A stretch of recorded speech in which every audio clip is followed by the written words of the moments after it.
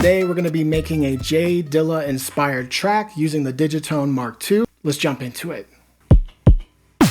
One of the fundamental characteristics of a J Dilla type beat is an early snare. So what does that sound like if we make our snare come earlier? Now we have micro timing on the Digitone. We just use these arrows when we hold down a note.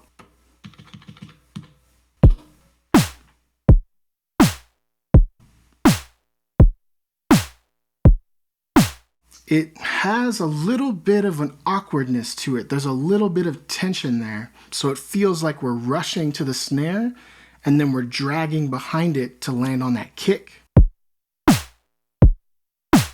This inherent tension he's created. How does he smooth that over? Well, one of the things he does is he adds a flam behind the snare. A flam is when you hit a drum with two sticks at the same time, but they land slightly apart.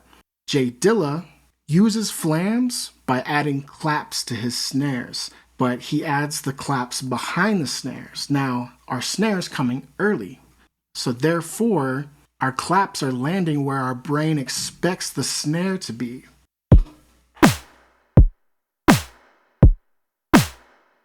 Okay. So you can hear it goes down a little bit more smooth, but that inherent awkwardness is still there. So how is J Dilla going to resolve that inherent rhythmic tension? He's going to do that by further obscuring the rhythm.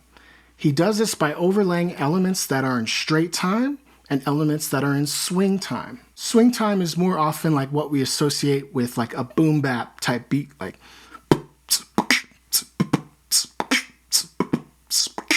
whereas straight time would be more like a trap beat.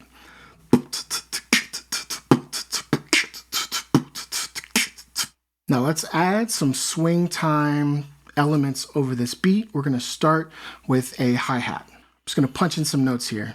Track 3. I want this note to come a little bit late. This note as well. And these notes, I want them to come a little bit early.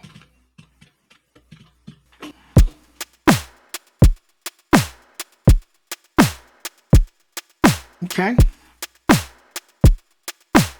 So that swing time feel kind of exaggerates the awkwardness of like the rocking back and forth of the beat. Now let's add some straight time over it. We're going to do it again with some hi-hats. Track 6, just punch them in right here. One of the things that J Dilla likes to do is he'll often have his straight time hi-hats a little bit late. So let's try that out.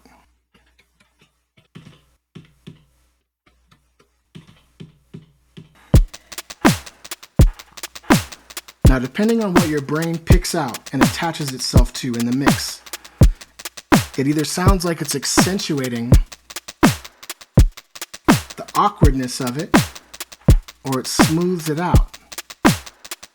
But both those things are happening simultaneously. And it's in this suspended state of rhythmic ambiguity, a world where swing time and straight time are existing at the same moment, that then he can surprise us and transcend our expectations by dropping in accented kicks that land wherever he feels they should land.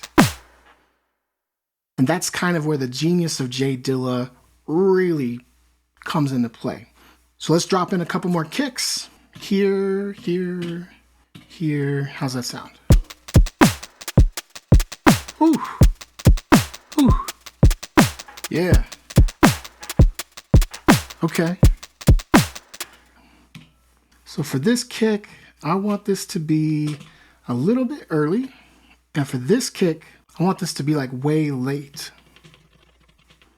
And for our kick over here, let's go for something a bit late. I also want to add a kick right here. I only want this to play every 4 times that we cycle through this 32 note cycle. So we're going to do that by going to our conditional trigs here on the trig page. We're going to put that on 4 out of 4. And I'm also going to lower the velocity on this one because it's meant to kind of Pa-pow. Now that sounds good. Pa-pow. But Digitone 2 also has a swing function. Now the MPC that J Dilla used had swing functionality for each individual track. We can't do that. We only have global swing on the Digitone 2. Let's put it like 59%. Ooh. Yes. Now we're ready to add a weird melody over this. Now we have this cool little plucky string sound. I made this using the comb filter that comes in the Digitone 2. Let's put in a little pattern here.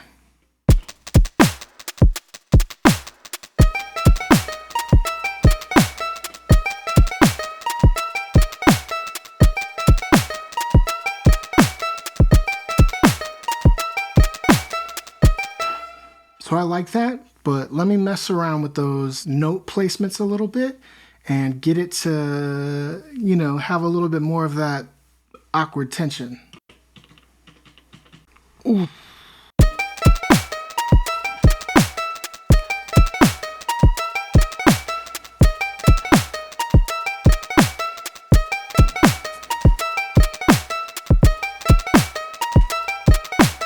It sounds like it's working against itself, like it's sort of tangling up the beat even more.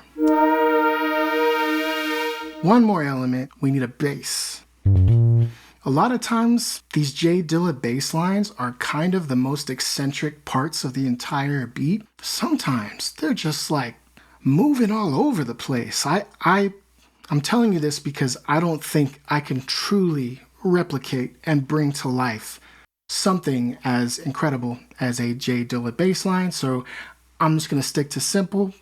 Simple's not bad. Let's see what I can do.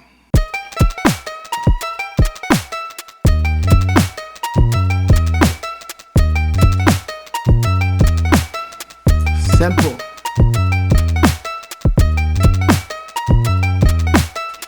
Every fourth iteration of this 32-step pattern, I want to hit them with a bass line where the bass, it's like a slide, just to like let you know. So I dropped in a high note, which is B4, followed up by B1. So that's 3 octaves down. This has portamento on, and it's going to slide down from this high note to this low note. And I have the portamento time pretty slow, so it's going to be exaggerated. Ooh.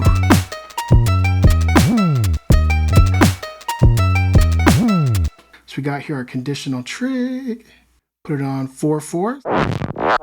I know I've used this word awkward a number of times throughout the video to describe J Dilla's sound.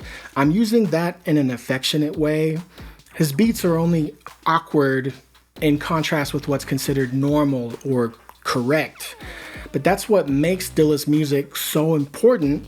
He essentially created a new way of looking at rhythm and a new way to feel time. And this new way has kind of reshaped our perceptions of what is correct.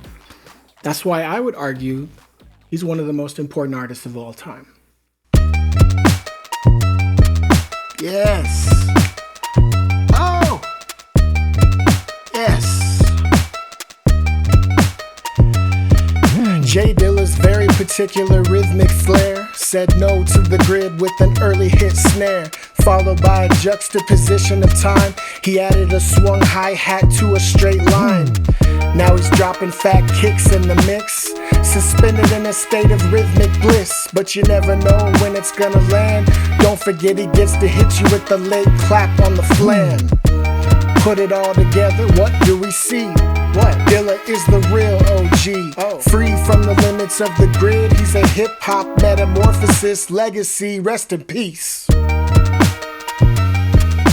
Thanks for watching, y'all. If you enjoyed the video, please like and subscribe. Shout out to Dan Charnas and his amazing book, Dilla Time. It'll change your life, inspire you, make you a better person, make you a more likable person. All of the above. Thank you for watching. Have a good one. Peace.